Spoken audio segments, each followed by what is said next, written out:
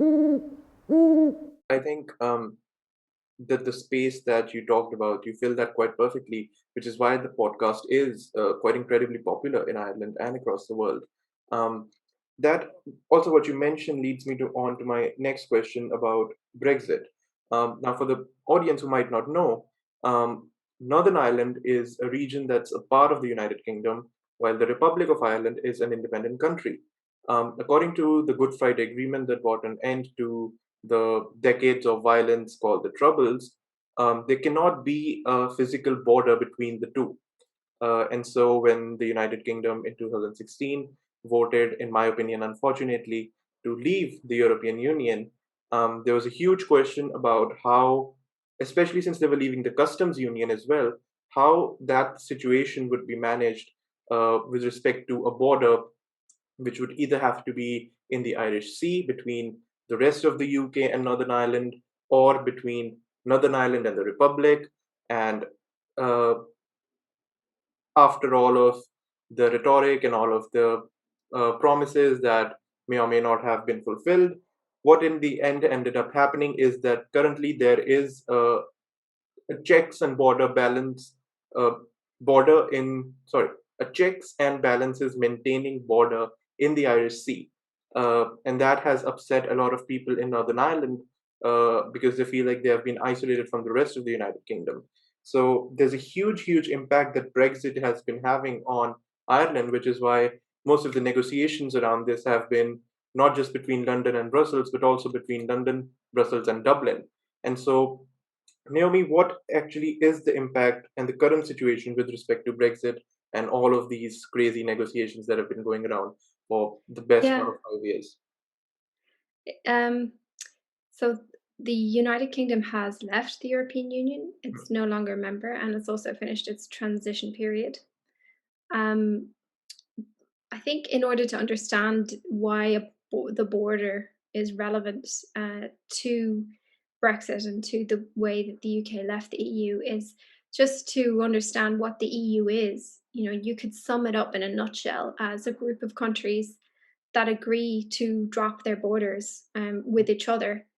And in order to do that, they all agree certain common rules. So anything from how to build a light bulb to, how to raise cattle to eat. And that's so that imports and exports can flow freely across the whole market of 450 million people Yeah.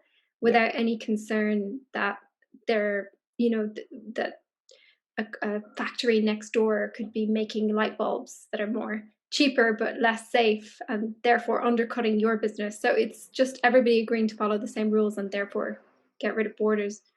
What the UK wanted to do was no longer follow those rules anymore and leave the EU. So Hmm. that meant there had to be a border somewhere.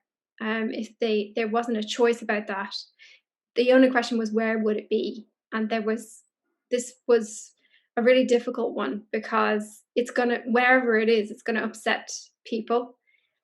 It was always, I think, more likely to end up where it is because ultimately, geographically, Ireland is an island, Yeah. so it has a natural geographic border. It's a lot more limited where checks would have to be when we're talking about ports and airports than it is when we're talking about a land border between Northern Ireland and the Republic, which is very wiggly.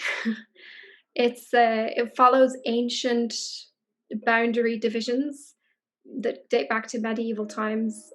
So it loops up and down and back on Mhm. itself. If you were to stretch it out like a piece of string, it would actually be longer than the island itself. Wow. And it's also running through people's houses, through their living Hmm. rooms, through, you might have a kitchen in the Republic and a bedroom in the North. So Hmm. it how feasible is it then to have a maintenance of checks on different sorts of goods when one house can be in the two jurisdictions? It's practically very difficult, and it's also politically very sensitive because this conflict, in a large part, was about the status of Northern Ireland, whether Northern Ireland should be in the UK or should be in the Republic. Yeah. So the existence of this border is massively contested.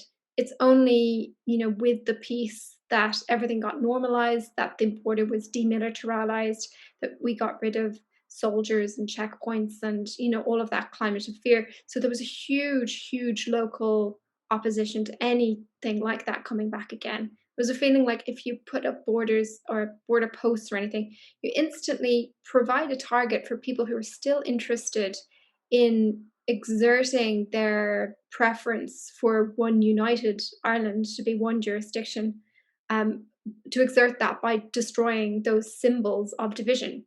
mm, Um, and then once that happens, you can have a response on the other side and things can escalate. That's what we've seen in the past. So there was a huge opposition to that. Ultimately, what we had was we've got this deal now where Northern Ireland more or less stays in line with the EU, even though it's not in the EU. It yeah, still more or less follows the rules. So it doesn't need to be any checks there.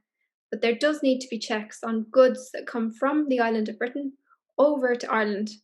mm, There were already some. I think it's important to note there already were some prior to this on things like cattle, because animal diseases, um, they don't recognise the existence of a political border across the island of Ireland. It's considered one unit when you're coming to when it's veterinary health is concerned. mm, So on items like that, there already were checks, but now there are more. And as you mentioned, it is very sensitive. It's upsetting to people who identify as British in Northern Ireland and don't want to feel made separate, I suppose, or to be treated differently from other mm. British people that live on the island of Britain. How but the whole thing is overlaid with a lot of politics. So, how I think it's definitely, bad for business to have more checks because it always makes items more expensive for consumers. But it's also a political football. You've got the British government wants to sort of d- wants to play down how significant track checks are or have to be because it's their deal and they agreed this and negotiated and signed it with the EU. Then you've got those who are opposed to this settlement altogether, exaggerating the impact of the checks and the level of local opposition to them. It's quite a lot of equanimity, I think. A lot of business groups in Northern Ireland just want, the minimum borders possible anywhere, but overall just want stability and predictability.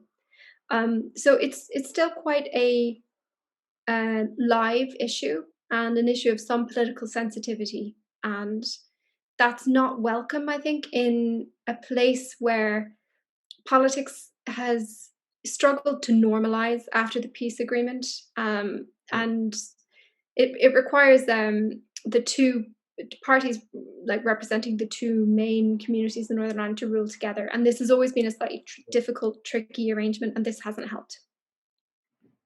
Um, Perfect. I agree with what you say. Um, Brexit has been anything but stability, and the only hope is that a negotiated settlement can come out that will provide more stability in the coming days.